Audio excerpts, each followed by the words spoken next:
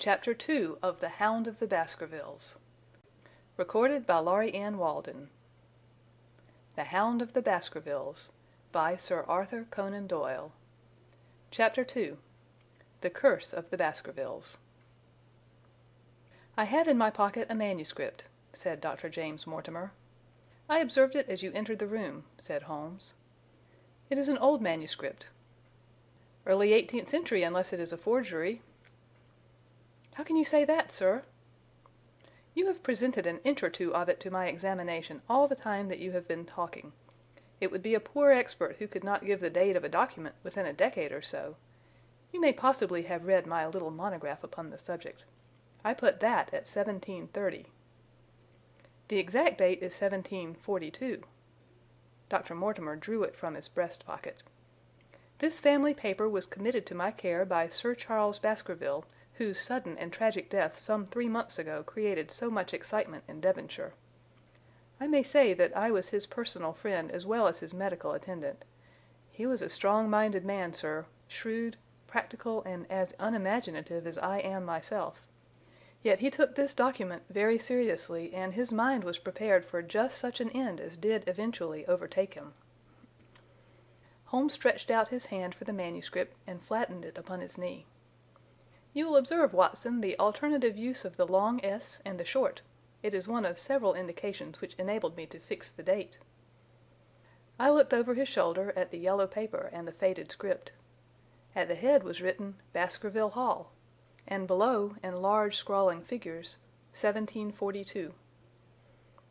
"It appears to be a statement of some sort." "Yes, it is a statement of a certain legend which runs in the Baskerville family." "But I understand that it is something more modern and practical upon which you wish to consult me?" "Most modern. A most practical, pressing matter which must be decided within 24 hours. But the manuscript is short and is intimately connected with the affair. With your permission, I will read it to you." Holmes leaned back in his chair, placed his fingertips together, and closed his eyes with an air of resignation. Dr. Mortimer turned the manuscript to the light and read in a high, cracking voice the following curious old-world narrative. "Of the origin of the Hound of the Baskervilles there have been many statements. Yet as I come in a direct line from Hugo Baskerville, and as I had the story from my father who also had it from his, I have set it down with all belief that it occurred even as is here set forth. And I would have you believe, my sons, that the same justice which punishes sin may also most graciously forgive it, and that no ban is so heavy but that by prayer and repentance it may be removed. Learn then from this story not to fear the fruits of the past, but rather to be circumspect in the future, that those foul passions whereby our family has suffered so grievously may not again be loosed to our undoing. Know then that in the time of the Great Rebellion, the history of which by the learned Lord Clarendon I most earnestly commend to your attention, this manor of Baskerville was held by Hugo of that name, nor can it be gainsaid that he was a most wild, profane, and godless man. This, in truth, his neighbours might have pardoned, seeing that saints have never flourished in these parts, but there was in him a certain wanton and cruel humour which made his name a byword through the West. It chanced that this Hugo came to love, if indeed so dark a passion may be known under so bright a name, the daughter of a yeoman who held lands near the Baskerville estate. But the young maiden, being discreet and of good repute, would ever avoid him, for she feared his evil name. So it came to pass that one Michaelmas this Hugo, with 5 or 6 of his idle and wicked companions, stole down upon the farm and carried off the maiden, her father and brothers being from home, as he well knew. When they had brought her to the hall, the maiden was placed in an upper chamber, while Hugo and his friends sat down to a long carouse, as was their nightly custom. Now the poor lass upstairs was like to have her wits turned at the singing and shouting and terrible oaths which came up to her from below, for they say that the words used by Hugo Baskerville, when he was in wine, were such as might blast the man who said them.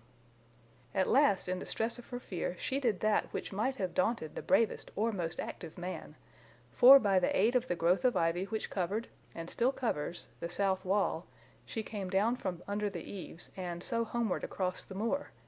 there being 3 leagues betwixt the hall and her father's farm. It chanced that some little time later Hugo left his guests to carry food and drink, with other worse things perchance, to his captive, and so found the cage empty and the bird escaped. Then, as it would seem, he became as one that hath a devil, for rushing down the stairs into the dining hall, he sprang upon the great table, flagons and trenchers flying before him, and he cried aloud before all the company that he would that very night render his body and soul to the powers of evil if he might but overtake the wench. And while the revellers stood aghast at the fury of the man, one more wicked, or it may be more drunken than the rest, cried out that they should put the hounds upon her. Whereat Hugo ran from the house, crying to his grooms that they should saddle his mare and unkennel the pack, and giving the hounds a kerchief of the maid's, he swung them to the line, and so off full cry in the moonlight over the moor. Now for some space the revellers stood agape, unable to understand all that had been done in such haste. But anon their bemused wits awoke to the nature of the deed which was like to be done upon the moorlands. Everything was now in an uproar, some calling for their pistols, some for their horses, and some for another flask of wine. But at length some sense came back to their crazed minds, and the whole of them, 13 in number, took horse and started in pursuit. The moon shone clear above them, and they rode swiftly abreast, taking that course which the maid must needs have taken if she were to reach her own home. They had gone a mile or 2 when they passed one of the night shepherds upon the moorlands, and they cried to him to know if he had seen the hunt. And the man, as the story goes, was so crazed with fear that he could scarce speak, but at last he said that he had indeed seen the unhappy maiden with the hounds upon her track. "But I have seen more than that," said he, "for Hugo Baskerville passed me upon his black mare, and there ran mute behind him such a hound of hell as God forbid should ever be at my heels." So the drunken squires cursed the shepherd and rode onward. But soon their skins turned cold, for there came a galloping across the moor, and the black mare, dabbled with white froth, went past with trailing bridle and empty saddle. Then the revellers rode close together, for a great fear was on them, but they still followed over the moor, though each, had he been alone, would have been right glad to have turned his horse's head. Riding slowly in this fashion they came at last upon the hounds. These, though known for their valor and their breed, were whimpering in a cluster at the head of a deep dip or goyle, as we call it, upon the moor, some slinking away, and some with starting hackles and staring eyes, gazing down the narrow valley before them. The company had come to a halt, more sober men, as you may guess, than when they started. The most of them would by no means advance, but 3 of them, the boldest, or it may be the most drunken, rode forward down the goyle. Now it opened into a broad space in which stood 2 of those great stones, still to be seen there, which were set by certain forgotten peoples in the days of old. The moon was shining bright upon the clearing, and there in the center lay the unhappy maid where she had fallen, dead of fear and of fatigue. But it was not the sight of her body, nor yet was it that of the body of Hugo Baskerville lying near her, which raised the hair upon the heads of these 3 dare-devil roisterers, but it was that, standing over Hugo and plucking at his throat, there stood a foul thing, a great black beast, shaped like a hound, yet larger than any hound that ever mortal eye has rested upon. And even as they looked, the thing tore the throat out of Hugo Baskerville, on which, as it turned its blazing eyes and dripping jaws upon them, the 3 shrieked with fear and rode for dear life, still screaming, across the moor. One, it is said, died that very night of what he had seen, and the other twain were but broken men for the rest of their days. Such is the tale, my sons, of the coming of the hound which is said to have plagued the family so sorely ever since. If I have set it down, it is because that which is clearly known hath less terror than that which is but hinted at and guessed. Nor can it be denied that many of the family have been unhappy in their deaths, which have been sudden, bloody, and mysterious. Yet may we shelter ourselves in the infinite goodness of Providence, which would not forever punish the innocent beyond that 3rd or 4th generation which is threatened in Holy Writ. To that Providence, my sons, I hereby commend you, and I counsel you by way of caution to forbear from crossing the moor in those dark hours when the powers of evil are exalted. This from Hugo Baskerville to his sons Roger and John, with instructions that they say nothing thereof to their sister Elizabeth. When Dr. Mortimer had finished reading this singular narrative, he pushed his spectacles up on his forehead and stared across at Mr. Sherlock Holmes. The latter yawned and tossed the end of his cigarette into the fire. "Well?" said he. "Do you not find it interesting?" "To a collector of fairy tales." Dr. Mortimer drew a folded newspaper out of his pocket. "Now, Mr. Holmes, we will give you something a little more recent. This is the Devon County Chronicle of May 14th of this year. It is a short account of the facts elicited at the death of Sir Charles Baskerville, which occurred a few days before that date." My friend leaned a little forward, and his expression became intent. Our visitor readjusted his glasses and began: "The recent death of Sir Charles Baskerville, whose name has been mentioned as the probable Liberal candidate for Mid Devon at the next election, has cast a gloom over the county. Though Sir Charles had resided at Baskerville Hall for a comparatively short period, his amiability of character and extreme generosity had won the affection and respect of all who had been brought into contact with him. In these days of nouveau riche it is refreshing to find a case where the scion of an old county family which has fallen upon evil days is able to make his own fortune and to bring it back with him to restore the fallen grandeur of his line. Sir Charles, as is well known, made large sums of money in South African speculation. More wise than those who go on until the wheel turns against them, he realized his gains and returned to England with them. It is only 2 years since he took up his residence at Baskerville Hall, and it is common talk how large were those schemes of reconstruction and improvement which have been interrupted by his death. Being himself childless, it was his openly expressed desire that the whole countryside should, within his own lifetime, profit by his good fortune, and many will have personal reasons for bewailing his untimely end. His generous donations to local and county charities have been frequently chronicled in these columns. The circumstances connected with the death of Sir Charles cannot be said to have been entirely cleared up by the inquest, but at least enough has been done to dispose of those rumors to which local superstition has given rise. There is no reason whatever to suspect foul play, or to imagine that death could be from any but natural causes. Sir Charles was a widower, and a man who may be said to have been in some ways of an eccentric habit of mind. In spite of his considerable wealth he was simple in his personal tastes, and his indoor servants at Baskerville Hall consisted of a married couple named Barrymore, the husband acting as butler and the wife as housekeeper. Their evidence, corroborated by that of several friends, tends to show that Sir Charles's health has for some time been impaired, and points especially to some affection of the heart, manifesting itself in changes of color, breathlessness, and acute attacks of nervous depression. Dr. James Mortimer, the friend and medical attendant of the deceased, has given evidence to the same effect. The facts of the case are simple. Sir Charles Baskerville was in the habit every night before going to bed of walking down the famous yew alley of Baskerville Hall. The evidence of the Barrymores shows that this had been his custom. On the 4th of May, Sir Charles had declared his intention of starting next day for London, and had ordered Barrymore to prepare his luggage. That night he went out as usual for his nocturnal walk, in the course of which he was in the habit of smoking a cigar. He never returned.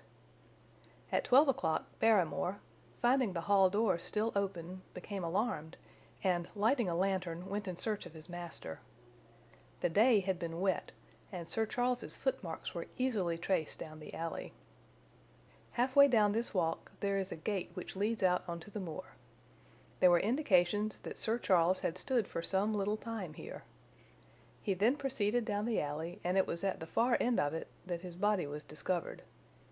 One fact which has not been explained is the statement of Barrymore that his master's footprints altered their character from the time that he passed the moor gate, and that he appeared from thence onward to have been walking upon his toes. One Murphy, a gypsy horse dealer, was on the moor at no great distance at the time, but he appears by his own confession to have been the worse for drink. He declares that he heard cries, but is unable to state from what direction they came. No signs of violence were to be discovered upon Sir Charles's person, and though the doctor's evidence pointed to an almost incredible facial distortion, so great that Dr. Mortimer refused at first to believe that it was indeed his friend and patient who lay before him, it was explained that that is a symptom which is not unusual in cases of dyspnea and death from cardiac exhaustion.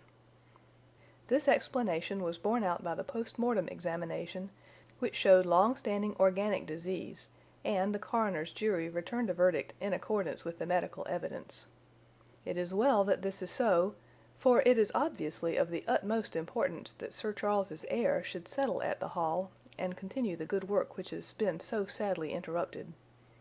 Had the prosaic finding of the coroner not finally put an end to the romantic stories which have been whispered in connection with the affair, it might have been difficult to find a tenant for Baskerville Hall.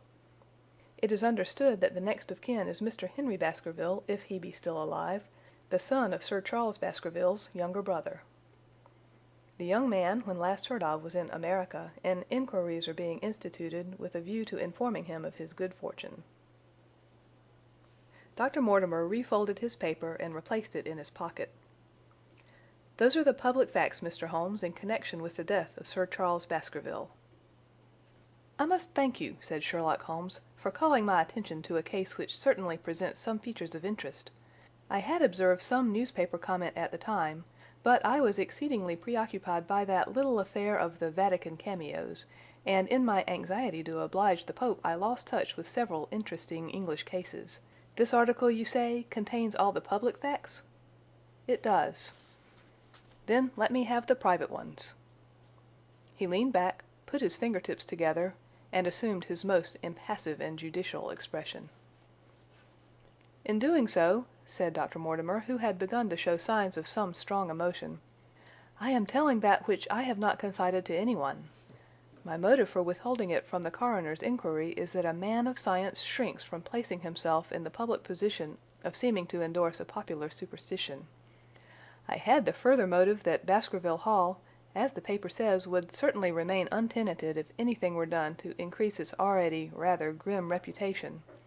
For both these reasons I thought that I was justified in telling rather less than I knew, since no practical good could result from it, but with you there is no reason why I should not be perfectly frank. The moor is very sparsely inhabited, and those who live near each other are thrown very much together. For this reason I saw a good deal of Sir Charles Baskerville. With the exception of Mr. Frankland, of Lafter Hall, and Mr. Stapleton, the naturalist, there are no other men of education within many miles.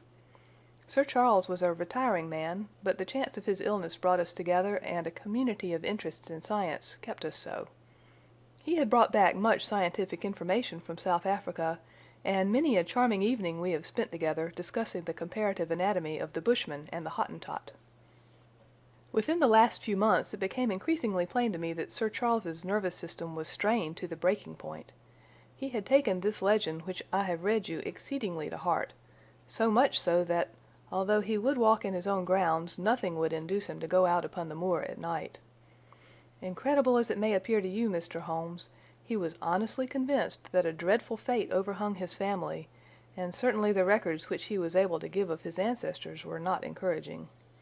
The idea of some ghastly presence constantly haunted him, and on more than one occasion he has asked me whether I had, on my medical journeys at night, ever seen any strange creature or heard the baying of a hound. The latter question he put to me several times, and always with a voice which vibrated with excitement. I can well remember driving up to his house in the evening some 3 weeks before the fatal event. He chanced to be at his hall door.